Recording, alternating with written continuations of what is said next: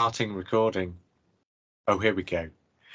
You're watching or listening to Strangers in Space, and for the next who knows how long, we're going to be retrospecting the specials so you don't have to.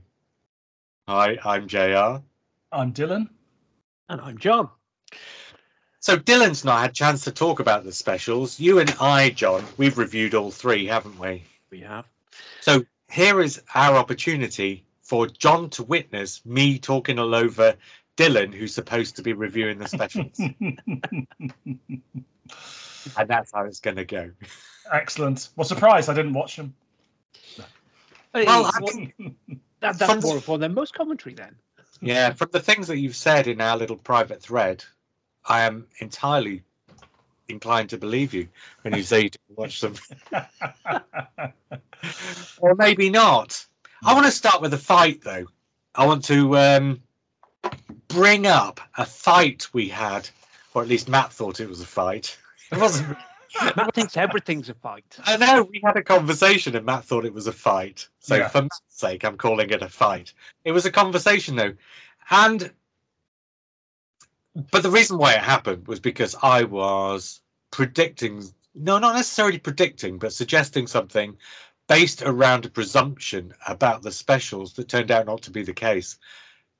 So I thought it would be a good idea to do the specials on 3 consecutive nights, and I'm not the only person who's had this thought. And in fact, Stephen from Radio Free Scaro was inclined to think along the same lines, but I think that was because we were assuming that it was going to be a continuing story between the 3 episodes.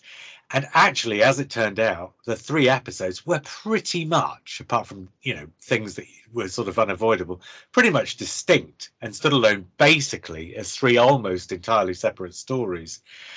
And also, it's my contention, and I kind of guessed that we all knew this going in to a degree, but probably it turned out in the end to be a much greater degree than we'd really considered. But we hadn't really considered them as being specials that were devised for the 60th anniversary, so much as ones that we thought were being repurposed for the 60th anniversary. But as it turned out, I don't think Russell T Davies leaned into that aspect of them very strongly at all. So this is my contention to start us off, and we'll have a slight conversation about the viewing figures and so on, and then we'll talk about what you thought of them.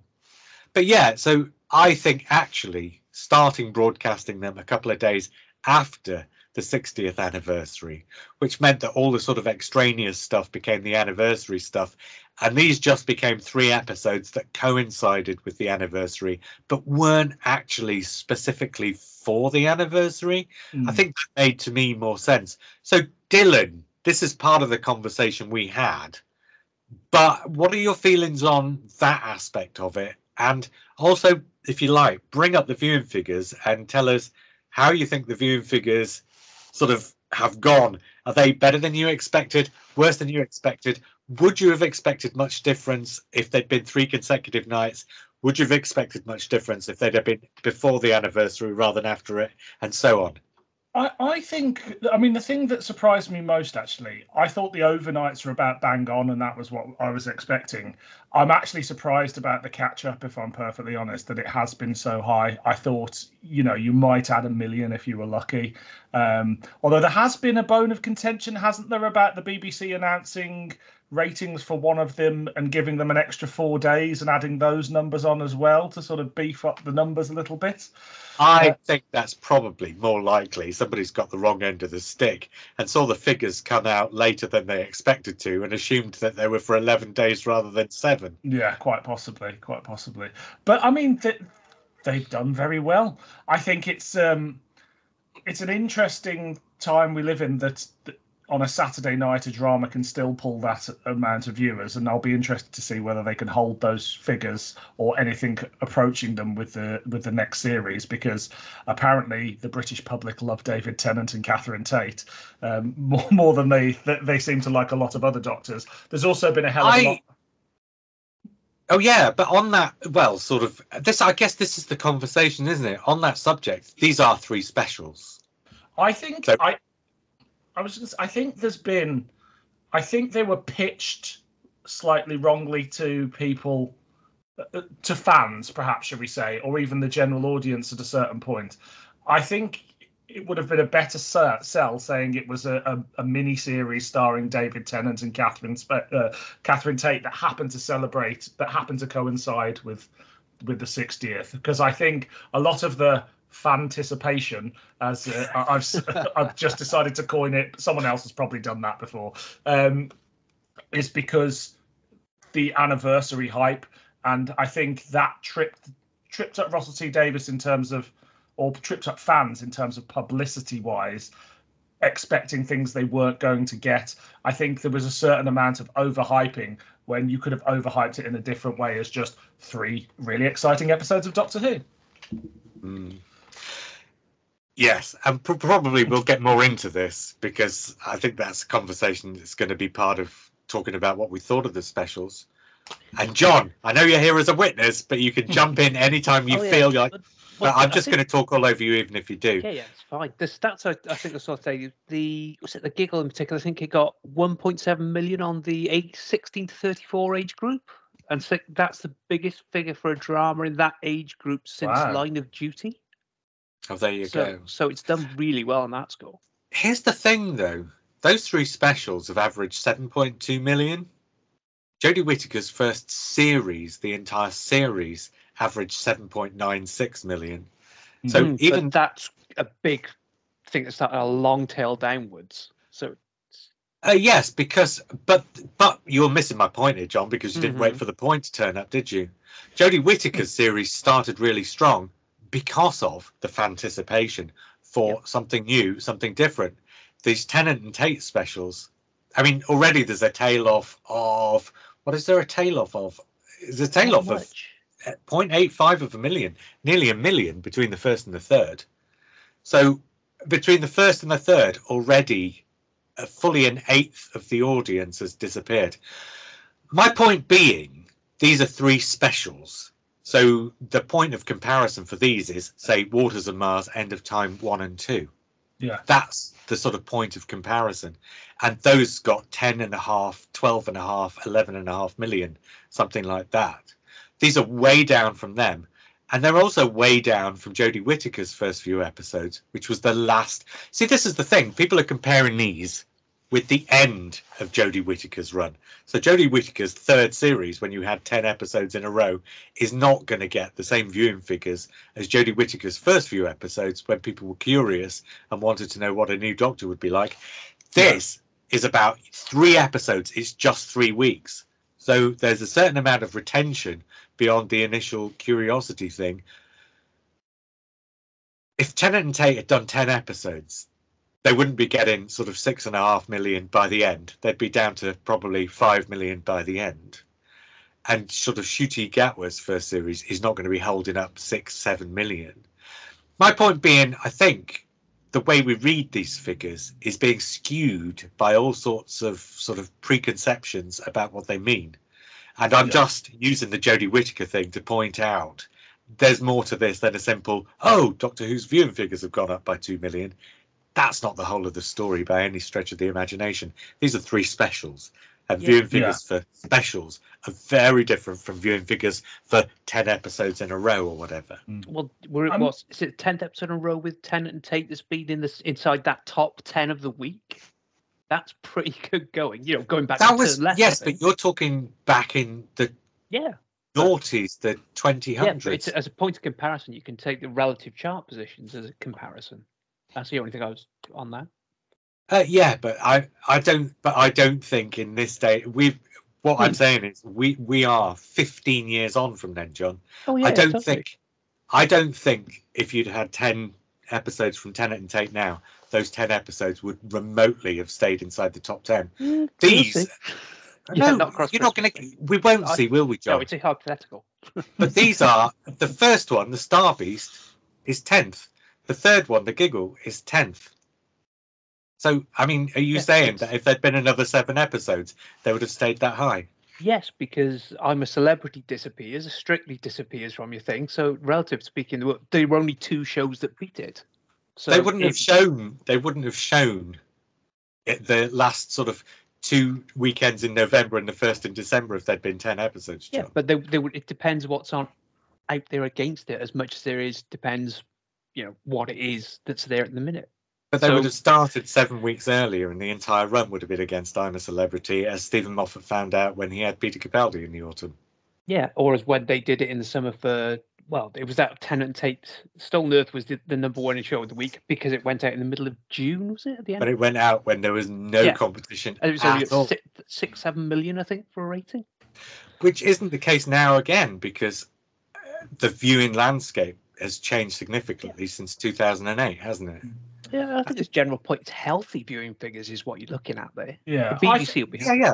I'm not saying the viewing figures are unhealthy. I'm saying the comparisons that you make by drawing comparisons with things that were 15 years ago, or by drawing comparisons with things that are, somebody's third series that's 10 episodes long, are false comparisons to make. That's the point I'm making. Dylan, sorry. I was just going to say, I think the ratings are a good news event for the moment, but I really don't see them sticking around indefinitely. I could be wrong, but it's not just the return of David Tennant that I think is to play here. I do think the marketing was by far in excess anything we've had since the first Russell T Davies era. I would say maybe Matt Smith's first season and the 50th, but the hype and the way they built it up, I think within the Capaldi era and the Whittaker era, Doctor Who remains this sort of reasonably healthy numbers, but it's sort of taken for granted by the BBC as just being there. That'll grab a few people, they'll watch it, and they'll continue to make it every couple of years. Whereas this really felt like a big relaunch for the show, even though we're just around the corner from maybe 2 more relaunches as well. But what you had was the BBC with Peter Capaldi. It was, we've turned the corner from the 50th.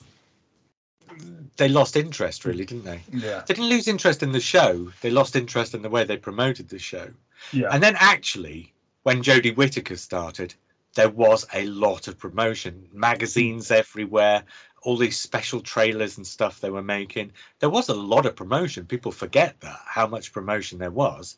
And the Jodie Whittaker era started really strong. And then again, the BBC just said, that can look after itself. Yeah. It didn't help that the publicity strategy was look at the actors we've got further on rather than look at the stories we're going to tell you. It was all about that's not one true, splash. because the next few episodes after that got massive figures. It wasn't that, John. It was the fact that they didn't trail. There was that massive publicity push right at the start, but that dropped straight off because what do you sell it on? It dropped off. It really did. Oh no, the first 3 or 4 episodes of Jodie Whittaker are way above the first 3 or 4 episodes of David Tennant. That first season's viewing figures remain strong. Even the Battle of Ranskorav Kolos was one of the more viewed finales of the last decade or so, when in comparison. But again, we get into the changing nature. So it's 11, 9, and 8.5, whereas the first 3 David Tennant ones are 9.5, 8, and 9. So, I mean, it's apples and oranges, isn't it? Really? Yeah. I remember being surprised when those first couple of Jodie Whittaker episodes aired that Doctor Who could still pull an audience like that in the current TV landscape. And here we are again, and I remain amazed that it can still. But I think the point is, it does that when there's a specific event. So the casting of the first woman Doctor, and then there's a tale that lasted about 2/3 of the way through that first series after that. And then Tennant and Tate coming back. It'll be interesting to see what Ncuti Gatwa's first episode gets. But this is going to tail off again. I don't think there's any 2 ways about it. Russell T Davies has been really heavily publicity at the Christmas special as well, so that's a good sign. Yeah. And I think nothing against the quality of writing. It's the personality of Russell T Davies here that helps as well, because Russell T Davies will get out there and he will sell his work, whereas Chris Chibnall is much less inclined to, he's not as comfortable in front of the camera. So that helps, I think. For sure. Yeah, but that will only take you so far, probably. Yeah. I mean, I think the overall point I'm making is we live in a different television landscape. If you look at these 3 specials and compare them with the 3 Tennant specials in 2009, or going into New Year's Day 2010, they're down by about 1/3. So you're talking, or perhaps a little more than about 1/3, I guess. They've gone down from sort of 11 to 12 million to sort of 6 or 7 million. So that's about a third or so even. The point being, even specials at this point that have this much interest are way down on the viewing figures we got in the sort of 2000s. So, and so I guess this whole conversation is viewing figures are not what they were, and you can get spikes for particular reasons, but those spikes aren't going to stick around, I don't think. No, I don't. But then again, you are making something with a series that, while it might not get the overnights or even the plus 30s or whatever, it's something that's there for people to jump into at any point, and it's whether those people stay subscribing to Disney Plus because of Doctor Who and they keep going back and watching Doctor Who. And again, I don't think we're ever going to know what business it does on Disney Plus unless it suddenly disappears from Disney Plus. But you know, it'll be interesting to see how those to sort of gauge the reaction out there from people. I mean, as a sort of minor point, one of the podcasts I listen to regularly is Kevin Smith and Mark Bernardin do one called Fat Man Beyond, and it's all just nerd stuff, films, comics, all these things. And this is the only time I've ever heard them mention Doctor Who being about, and Doctor, like, there'll be like a throwaway reference to a TARDIS or something, but like an actual, like, Doctor Who's on Disney Plus. So, and maybe those 50-year-old guys aren't the target audience they're trying to go for, but it's obviously working to a certain extent that even if it's not seeping out into wider popular culture in America, it's seeping out certainly into the sort of genre audience. The Disney Plus thing has certainly made a huge difference. Actually, Lewis Goodall on the Newsagents podcast this week, he had a day off and they redecorated the studio or put some new sofas in or something. And when he turns up at the start of the next episode, his first line is, "You've redecorated? I don't like it." It gets everywhere. Dylan, what did you think of what did you think of the Star Beast? I was not prepared for how much I was going to hate the Star Beast. I thought it was a huge step backwards in terms of quality, in terms of script, in terms of direction, in terms of special effects. And I went back to it after the other specials, which I really enjoyed, by the way, just to see, like, now the sort of anticipation has gone of what it could be and what it should be, and I hated it even more. I think I've not disliked an episode of Doctor Who that much since Peter Capaldi's first episode. Wow, and that was brilliant. Randomised might pull deep breath on the next yeah. Yeah, Dylan might not be around for it. I like Deep Breath, but Deep Breath is 30 minutes too long. Oh, absolutely. Yeah. And there is a 45-minute version that went out abroad. I'd love to see it, because I bet it's so much better than the sort of 60-odd-minute version that we got over here. Yeah, I bet it is. But yeah, the Star Beast, I just thought they managed to take what was a fairly paper-thin comic and somehow make it even more paper-thin. It was everything I hate about Doctor Who rolled up into one episode. But I did say to a friend the next day, I don't like Russell T Davis's season openers or his Christmas specials, so the chances of me ever liking that. And it was just, I wanted something new, and it was just business as usual. And I didn't think there was any chemistry between Catherine Tate and David Tennant in it. I thought the techno babble stuff at the end was embarrassing. The way the thing slid down and just split them all up. It's like, oh, this is, I cannot take any criticism of Chris Chibnall's writing seriously after seeing positive reviews of the Star Beast. I thought the whole thing with Yasmin Finney's character was, in terms of the resolution, was very clunky. But I also understand that there's an audience out there who saw themselves on television for the first time then and being involved in that resolution. So it doesn't matter what I think of how clunkily it was handled, and it was a lovely moment of TV. But yeah. I thought it was a lovely moment of TV, but I also agree there was clunkiness about it. Some of it was lovely and some of it was clunky, and it was an odd moment. Mm-hmm. But he could have made something really beautiful and fucked it up. But I was sat there watching it with my girlfriend, who turned around and basically went, "Doctor Who's back," because she hated the Whittaker era, and I was like, ooh. So it's now your ex-girlfriend, Dylan. Yeah. So I guess it's done the job. But I just think anybody that says Doctor Who wasn't as good as it used to be over the last few years, what means David Tennant wasn't in Doctor Who. That's what I think they meant. I remember when David Tennant left. So at work, there were a couple of guys who were watching all the David Tennant stuff. One of them had kids, and he was watching it with his kids. The other one didn't, and he was just watching it with his girlfriend. And I remember when Tennant left, and this was before The End of Time was broadcast. And I said to them, "Oh, you're looking forward to seeing Matt Smith?" And both of them, and these were two separate conversations, both of them said, "I'm not going to watch when David Tennant leaves." Wow. And neither of them did. And they just made that decision arbitrarily, didn't even look at Matt Smith's first episode to find out whether they'd still like Doctor Who. And so far as I'm aware, to this day, they've not watched any more since, full stop. I don't even know whether they watched these three. I should ask, really. But there you go. I've got a question for you, though, Dylan. Go on. Can you believe the Star Beast was directed by the person who directed World Enough and Time? Absolutely not. No, I genuinely thought. I genuinely thought that Legend of the Sea Devils was a more competently directed piece of television, because at least that was butchered in the edit. And I just thought they made all the wrong choices. That they've apparently got this new big budget, and they spend it building a house, building a bit of a house that they sort of blow up. The climax is in an old steel mill. Okay, that's taken from the comics. The climax before that, the big showdown, is in a car park. And I'm just like, where's your ambition?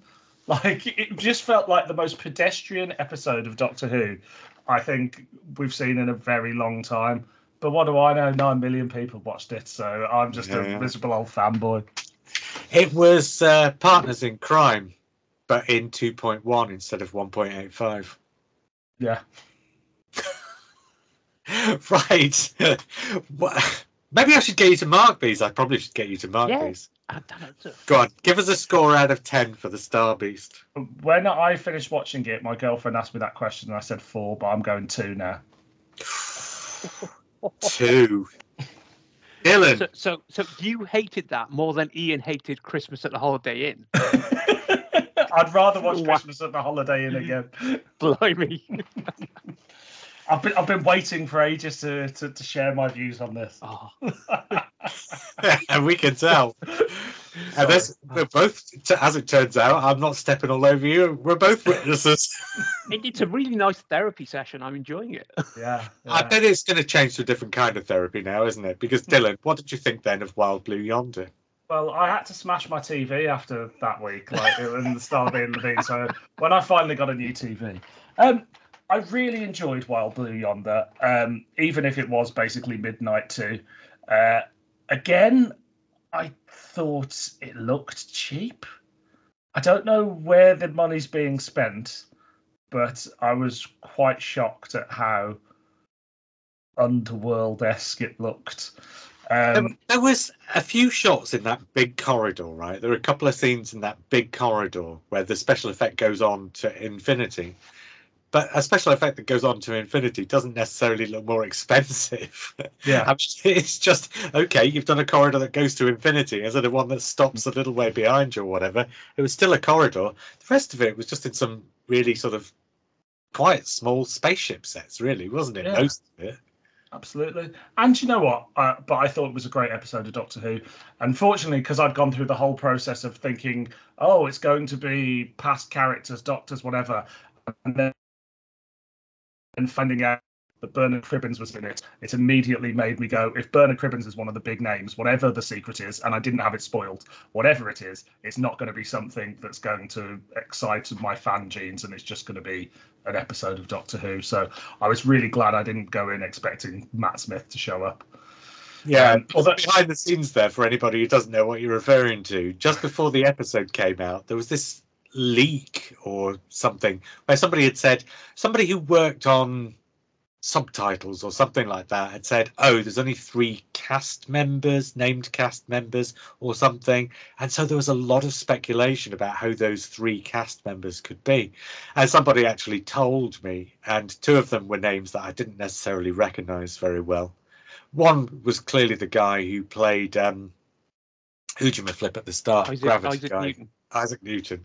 And the other one was Gravity guy. And the other one was presumably the other character in the pre-titles. And then the third one was Bernard Cribbins. So actually, those 3 names didn't mean anything about the episode itself. They were the prologue and the epilogue.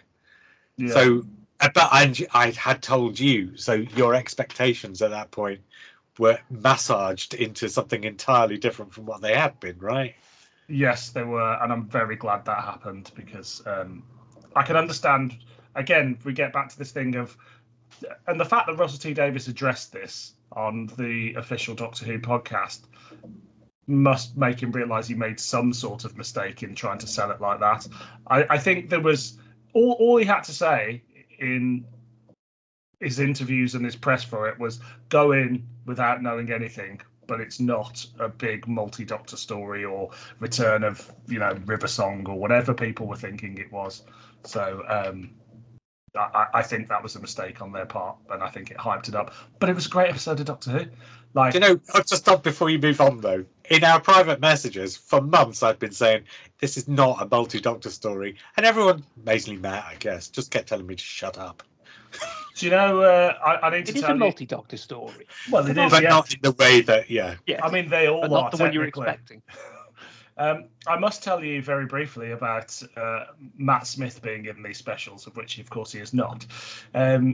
When they were just after they finished shooting these specials, I was working on something and chatting to a security guard, and he said, "Oh, I've just been down in Cardiff working on Doctor Who," and he said, "I said, oh, can you tell us anything?" I was like, "Oh, we're not allowed to say anything," but he said, Matt Smith's in it. Matt Smith's in it. And I was like, oh, wow, I've got a spoiler. Fast forward to the week after the Star Beast, and this same security guard's on set. And I hadn't seen him since that day. And he said to me, "Oh, how did you fancy seeing Matt Smith back on the set? How did you enjoy it?" And I was like, "Well, he wasn't in it. He must be in next week's." He went, "Matt Smith, he's the Doctor in the specials." And, yeah. And I went, "Do you mean David Tennant?" And he went, "Oh yeah, David Tennant." So that's as easy as how these things can leak out there. Brilliant. Right, sorry, we cut you off. Tell us more of your thoughts on Wild Blue Yonder. Again, a wonderful episode of Doctor Who. It's exactly how I like my Doctor Who. I don't think Russell's quite as smart as Stephen Moffat in pulling off these sort of episodes, but I like it when he flexes his muscles a little bit and does it. It would have been a great mid-season story. I don't know whether, again, we get into the whole thing of is it a mini season? What is it? But it was a great episode of Doctor Who that I thought looked a bit rough around the edges, and I thought Catherine Tate and David Tennant were bloody brilliant in it. He does a thing where his episode, he comes up with some really interesting ideas, but he never thinks through the science of them. So he never makes them make sense. So they only make sense to the characters, but they don't make sense to the story, if you see what I mean.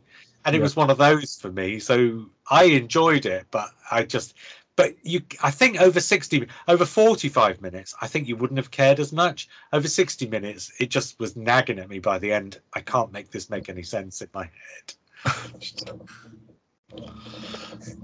John, any more thoughts on Wild Blue Yonder or one end Dylan said? Yeah, I'm more on the, as you know, we said before, I'm more on the Dylan end of things. It's essentially a bit of the Ark in space, bit of Midnight, and I think Russell T Davies did say that Underworld and the idea of doing a special effects episode was an inspiration on that, if I remember rightly.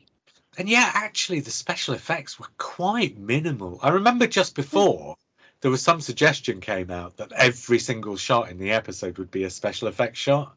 And as it turned out, fully about half of it is just Tennant and Tate standing in small sets, looking at each other, talking.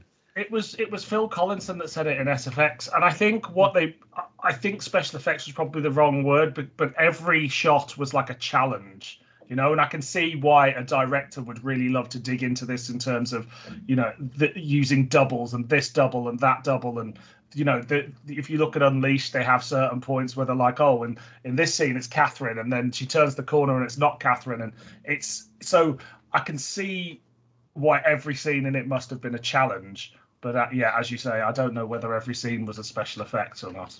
Well, and actually, the doubles. Yeah. Well, the doubles don't turn up for 20 minutes anyway, so the scenes in the first 20 minutes didn't involve special effects or doubles, most of them. Sure. Yeah, I mean, I think it's important to have that kind of memorable imagery, though. You know, the sort of grotesque, the playing around, distorting of Tennant and Tate's imagery. That kind of need to be there to make that special, memorable between the first two. Because obviously, the first one you've got here's David Tennant, and the last one you've got here's Shooty Gatwa. This one you need something bizarre like that to hook into the audience's mind, I think. And I think it'll be better remembered for that in the long run. Yeah, I think once people have got over the fact that these aren't really 60th anniversary specials.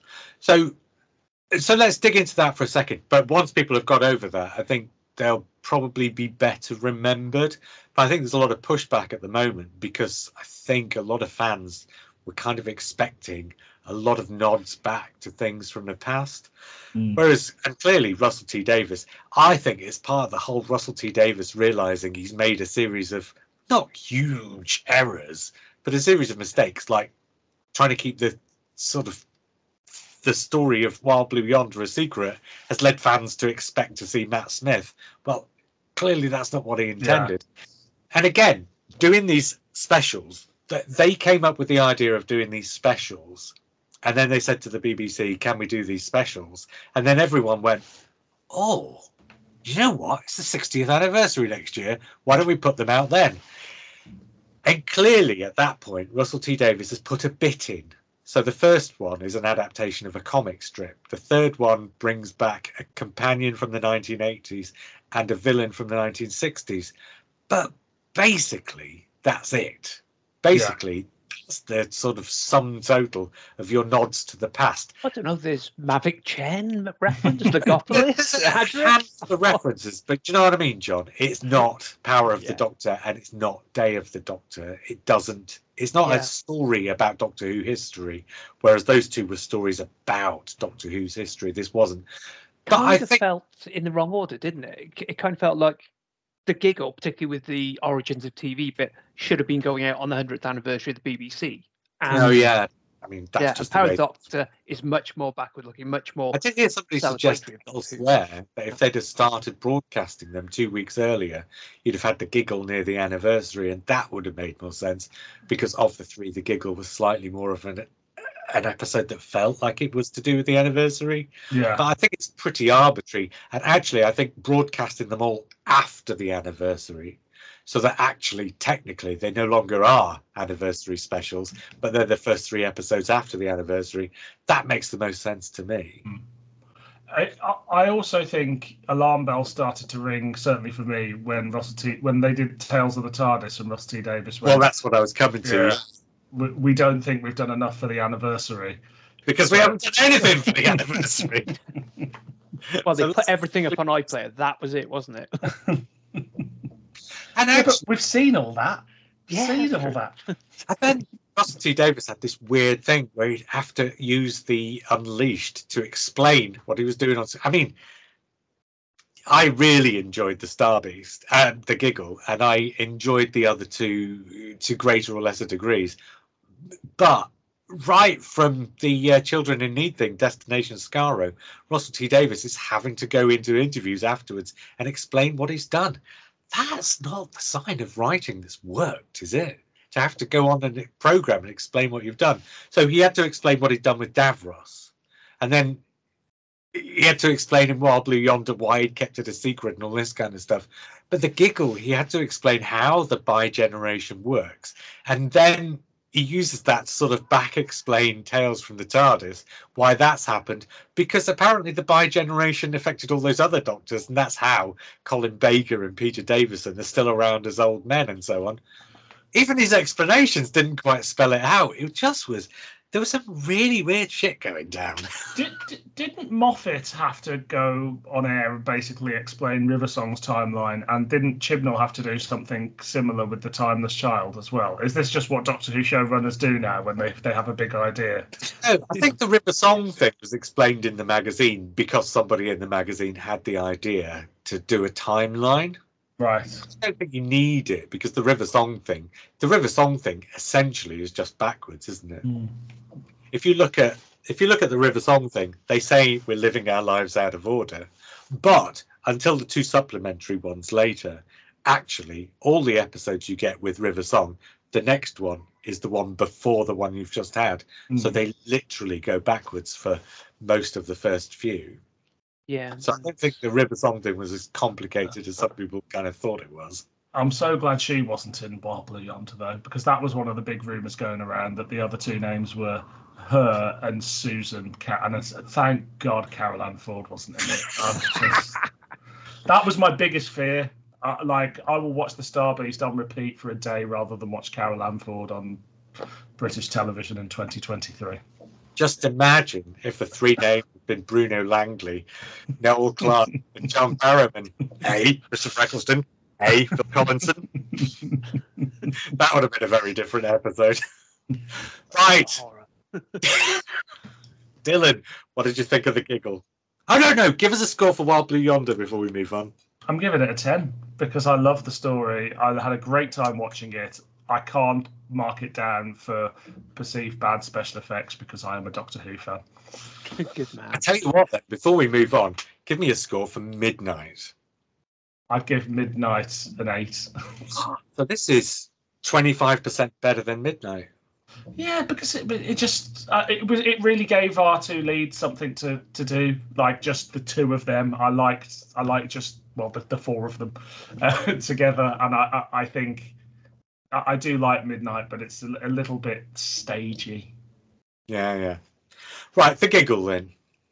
I love the giggle largely. I still can't decide. That my 2 major gripes, and one of these is something that you brought up in our little thread, JR, is that the majority of the finale is set on that huge big set at the unit HQ. In the car park in Cardiff. Yeah, exactly. Glamorous Cardiff, baby. And I don't know whether I think the game of catch was a stroke of genius or the most disappointing ending to a Doctor Who story, and I cannot make up my mind about it. Genius, and I'll make your mind up for you, but we'll come back to that in a minute. But generally, I thought Neil Patrick Harris was great. I think he could have done... I know the accent was meant to be put on, but I was watching it with my dad and my girlfriend, who were both like, did the original one speak like this? Like, what's the... Like, he didn't jump around and differentiate it a bit too much to make it not realise that it's a joke.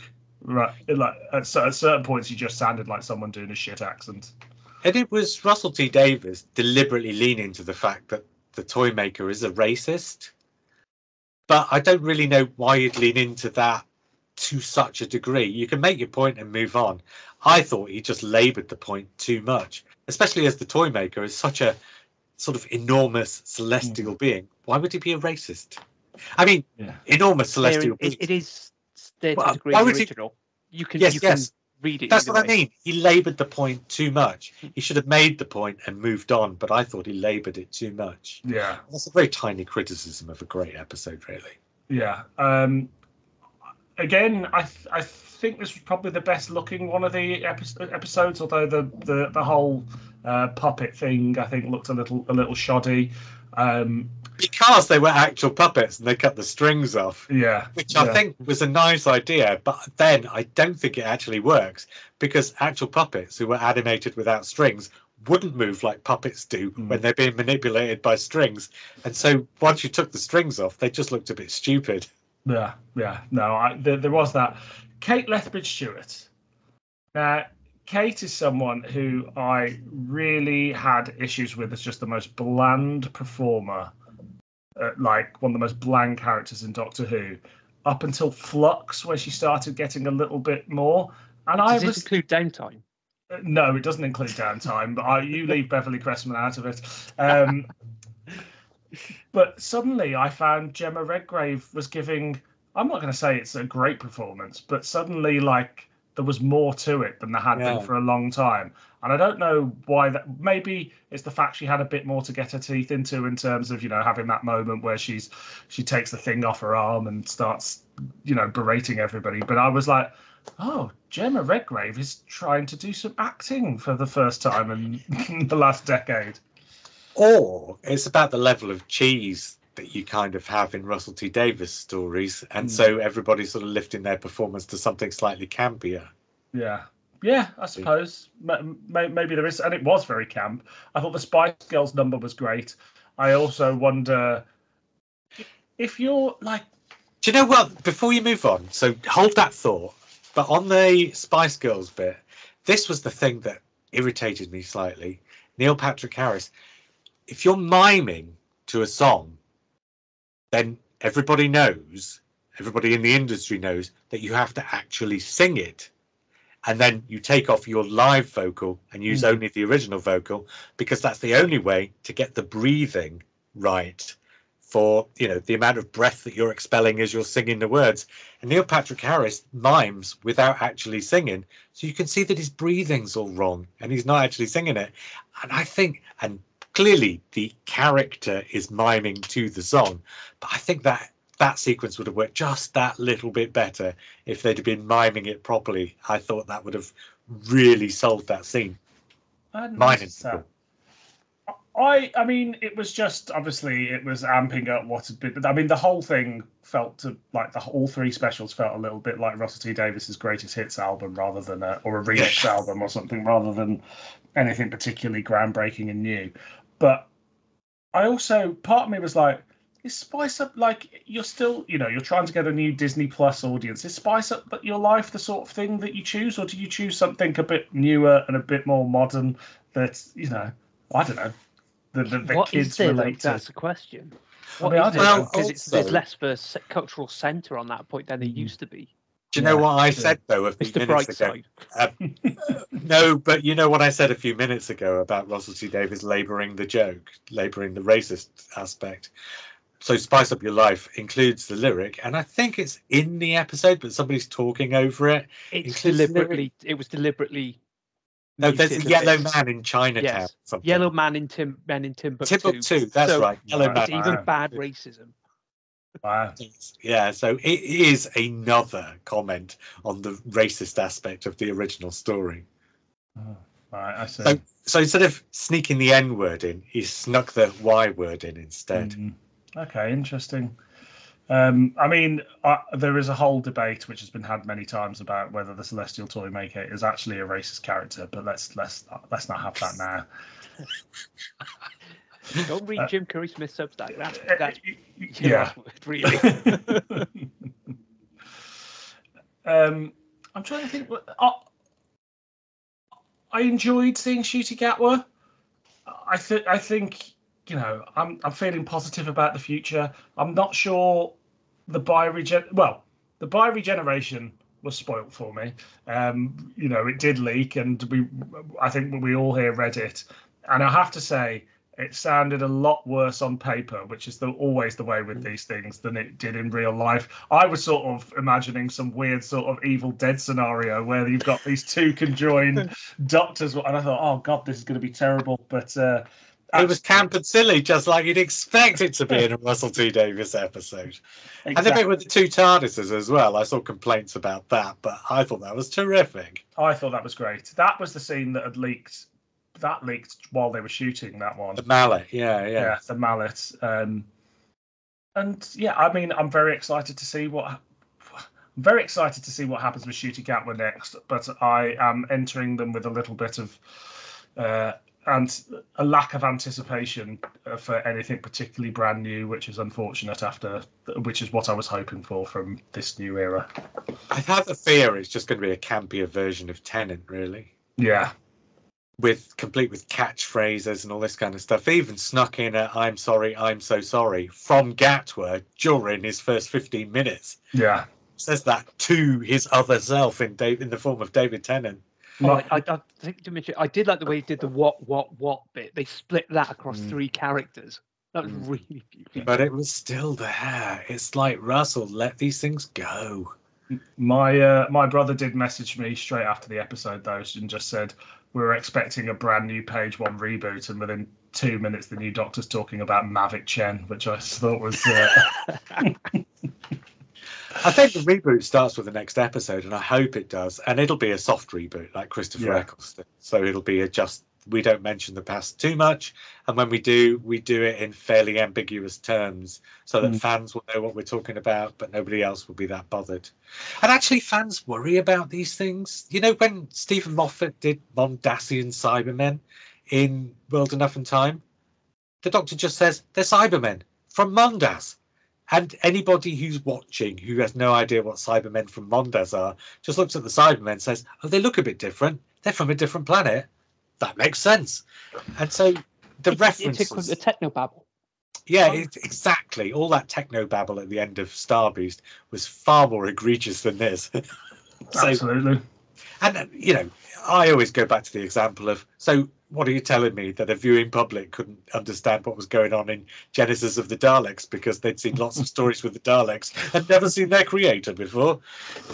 If you introduce a new character or an old character, it doesn't make any difference which one it is. As long as you tell people who they are when you introduce them, that's fine. So Alpha Centauri, for example, in Emperors of Mars, you know, viewing public weren't tearing their hair out thinking, oh my God, I don't know anything about the Curse of Peladon when they saw that character. They just accepted it. Right, we should talk about the game of catch, shouldn't we? Yes. Shall I tell you why I think it's a stroke of genius? Go on. I think it's a stroke of genius because it's the toy maker wants to play a more complicated game, because the toy maker knows that intellectually he is the superior of the Time Lords. And so on a very straightforward, sit the 2 characters opposite each other and give them a complicated game to play, the toy maker should be able to beat the Doctor. And in fact, in the first story, 1965, is it 65 or 66? 66, isn't it? 66, yeah. The toy maker only loses because the Doctor does the impersonation right. Yeah. So the Doctor actually cheats to win that game, right? The reason why this is a stroke of genius is because, apart from the fact that Russell T Davies foreshadows it by having that whole conversation about the game of catch like 5 minutes before they play the game of catch, I think it's a stroke of genius because it is so simple. It takes the element of intellect out of it. And the real stroke of genius is the toy maker is so convinced he's intellectually the Doctor's superior that once you take the context of intellect out of the game, the toy maker becomes complacent, and it's the toy maker's complacency that means he misses the ball because he expects to catch the ball. He doesn't even consider he might miss the ball, and that's what loses his game. He loses the game himself by being complacent because of the simplicity of the game that they're playing. So you're saying the Doctor outthinks the toy maker by going as simple as he can? Yes, I think so. I think it's a stroke of genius. And, you know, it's left ambiguous. Nobody says on the screen, oh, we're going to pick the most simple game we can.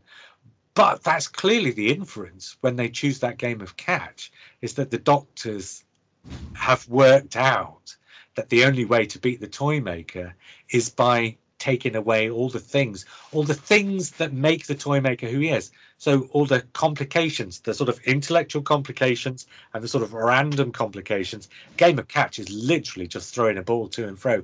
It removes every other dimension from the game and leaves it just as something where the toy maker becomes so complacent he doesn't concentrate, he loses his concentration, he loses the game. I don't know, did that help, Dylan? I mean, I can buy it, but I just wonder whether Russell T Davies thought about it that deeply. Yeah. Has everyone seen the Imagine with him? Yes. Yeah. I haven't yet, no. Oh, it's almost that his scripts are. I think it's there on there. I know. Obviously, we came with computer editing. It's very different. His scripts are essentially almost all first draft. Just that kind of essence is there. He just hones it. Yeah, What's there? So I have to say, though, yeah. everything I've ever written, I've always done the same. But I think the difference might be everything I've ever written, I've always sat with for at least a fortnight, if not a month, before I sit down and write a chapter. So I've actually done about 5 drafts in my head before I sit down to write. And I get the impression with Russell T Davies, he just sits down to write without any idea of where it's going in his head sometimes. No, he sort of said that it was exactly what you've just said, and some of Oh, the is it? scenes and Yeah. stories have been in his head for years. But I do usually in I'm television. thinking more of the ones he talks about in the book, right? Where he's Yeah. literally just writing whatever comes into his head. Go on, sorry. I mean, usually in television, once you've written something, you then send it to the execs for notes, and there'll be several drafts. I do wonder, with Russell being quite a powerful and charismatic force within the industry, whether he really gets that. I mean, I know there must be to a certain extent, because didn't Phil Collinson vetoed Wilf being dead at the end of The Giggle? Yes. Yeah. He just said, take that out. So, I guess I wonder. But nobody's vetoing any narrative points, are they? No, They're I don't vetoing think so.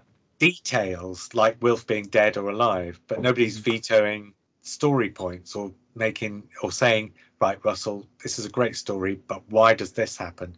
Nobody ever says, but why does this happen to him? And so that you get loads of things in his stories that are just happening because of what they mean to the characters, which is fine. But if he just explained what it means within the fiction as well, it would work a lot better, I think. Yeah.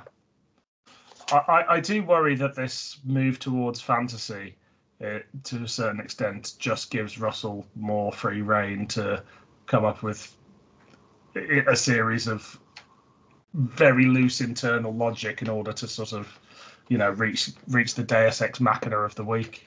But 2 things on that. 1, I don't think he's ever needed an excuse to have loose internal logic anyway. And 2, I think his words have been slightly misinterpreted. Because I think the thing the thing that's been repeated is that he said, oh, the next episode's a move into fantasy. But then the thing that he said after that didn't get repeated was, and then after that, it'll be science fiction. And then after that, fantasy and science fiction. And there'll be a variety of different types of story.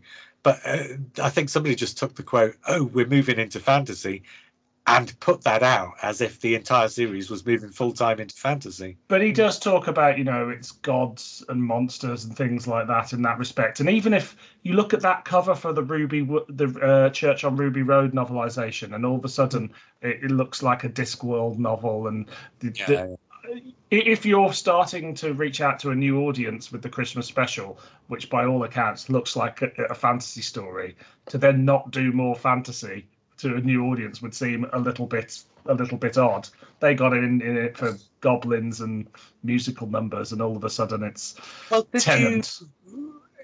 I don't suppose you heard our conversation on the, what do I call it, By B Without a C podcast, where the last What If podcast, we did some What If based on the By generation. No, I've not heard that one yet. Right, well, I'll repeat that here because I don't think a lot of people did hear that one, frankly. So I might as well repeat what I said here. But I think Russell T Davies has looked at what's happening over at Disney, and he's looked at the pigeonholes, and I think he's looked at Doctor Who and said this could too easily fall into the Star Wars pigeonhole and get lost beneath Star Wars. And so instead, I think he's repurposing it towards a different pigeonhole. So I think the way I explained it was thus. Marvel takes a fairly silly idea, super strength, superhuman, whatever, and makes a serious version of it. So, I mean, you get comedy films, there's a lot of comedy in the films. But the point is, it takes a very silly idea and makes it serious so that people can take it seriously. Star Wars does the sort of technical sci-fi fantasy bit. So you've got Jedi and you've got spaceships, and a lot of Star Wars is about the machinery. I think what Russell T Davies has done is said, right, we don't want to do the fantastical human beings that Marvel are doing, because then what would be the reason for people to watch us when they can already watch them? In this, I think he's also said we don't need to do the spaceships and the robots and the Jedi stuff, because then what would be the reason for people to watch us instead of Star Wars? They might as well just watch Star Wars. He said what we need to do, this is what I imagine he said. What we need to do is find a new niche. And so the way I phrased it was thus: I think what he's doing is specifically a version of Roald Dahl as sci-fi fantasy. In other words, he's taking ideas like Beep the Meep and, replicas with giant arms and the toy maker. And so these are all ideas that you can imagine being in a Roald Dahl book if the Roald Dahl book was set on a spaceship, right? So Roald Dahl never wrote books set on spaceships, but this Charlie and the Great Glass Elevator is a bit on spaceship. Come on. Okay. But you know what I mean? If Roald Dahl had done his books as science fiction rather than just as sort of children's fantasies. Yes. So I think this is some, and when I say Roald Dahl, I'm sort of generalizing on that sort of, but I think there's a kind of grotesque but silliness that Russell T Davies is leaning into, sort of camp, grotesque but silliness, hence goblins and Beep the Meep and the long arms and the toy maker. And he said he's bringing back at least one, I think, of the other godlike creatures from the classic series. I think the dialogue of the Giggle probably rules out the Guardians, so it'd probably be the Eternals or the Master of the Land of Fiction or something. One of those looks like it's going to be coming back as a sort of subordinate to the toy maker. My money's on the Gods of Ragnarok. Yeah, that was mentioned as well, so I wonder if it might be one that wasn't mentioned, or maybe he wants to foreshadow it, prefigure it by mentioning it. Basically, though, the point I'm making is I think he's doing a version of Doctor Who which leans more into the grotesque and the sort of funky and the camp, and sort of stays away from the areas that sort of Marvel and Star Wars already have covered. Yeah, I said a similar thing to a couple of people. I think everybody's been speculating it's going to be on Disney. It's going to be more like Star Wars or more like Marvel. But it's going to move away from those things. Yeah, of course.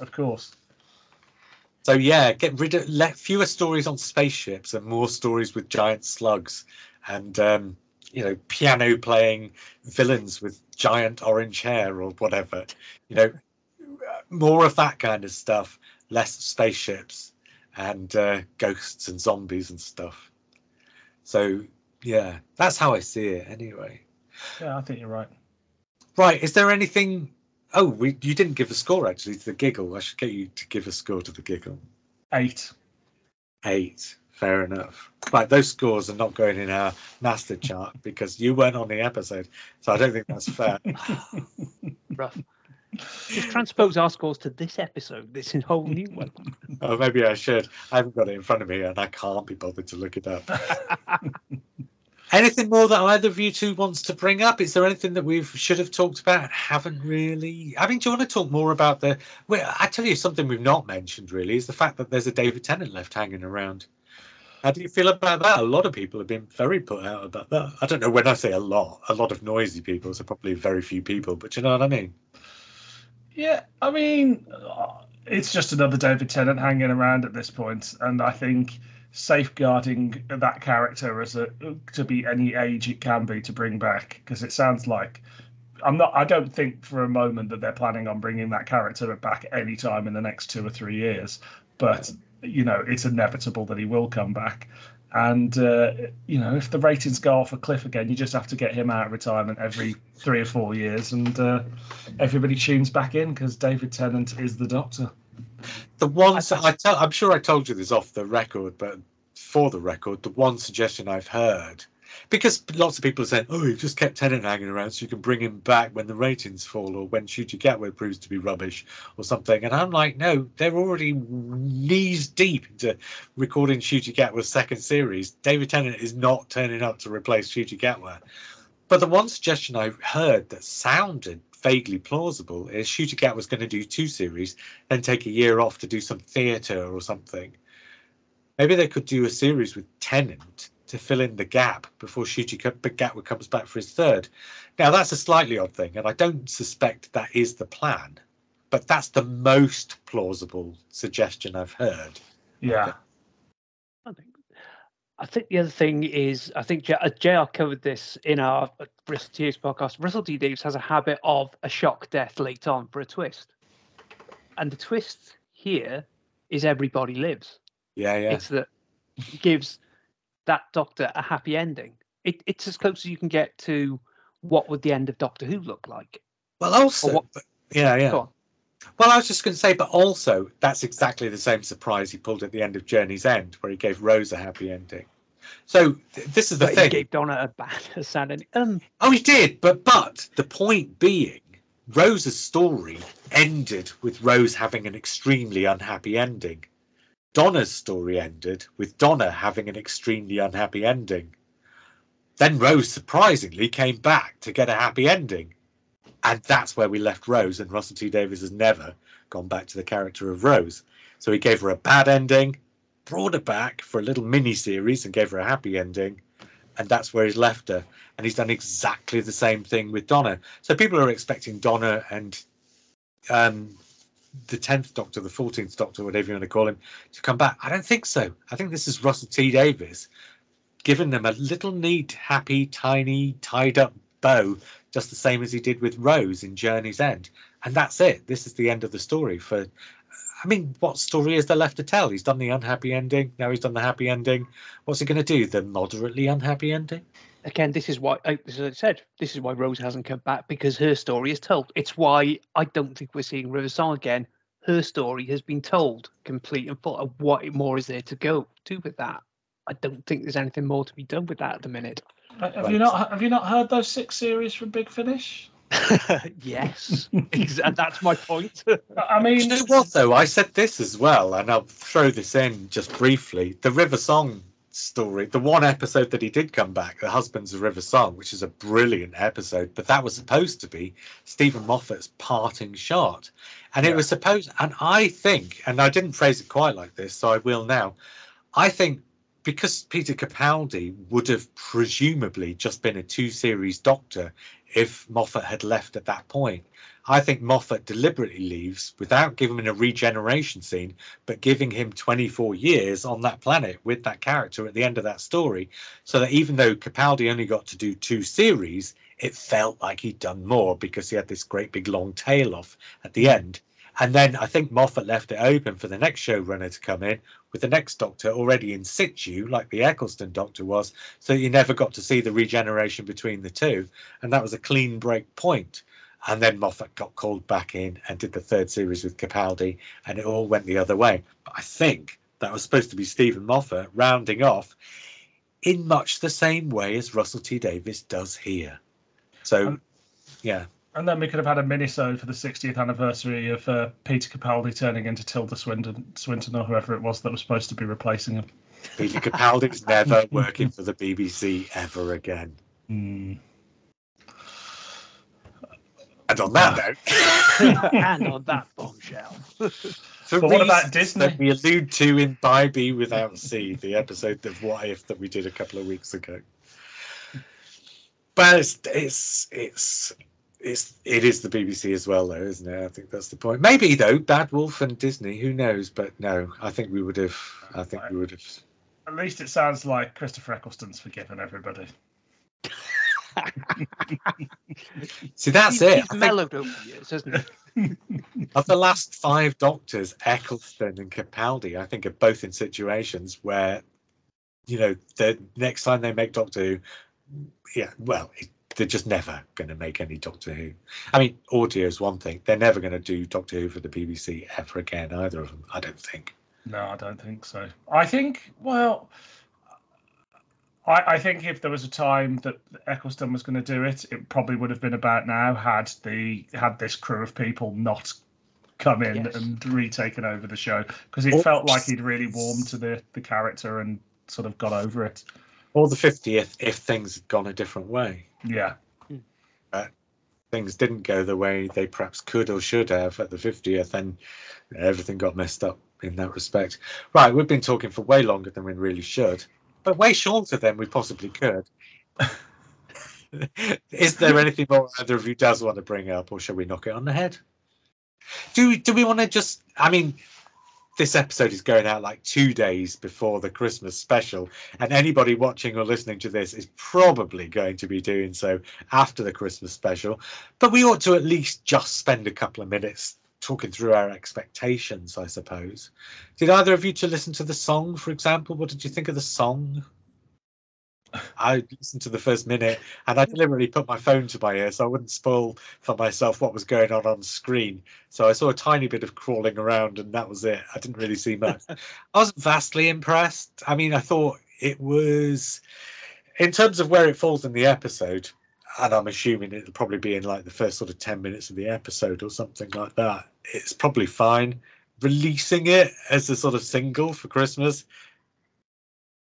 just Why felt not? like, well, I mean, it wasn't the song for it. It was the song they had, and it's at the time of year to do it. But I don't think it was the song for it. Not because of the lyrics. A song about eating, babies.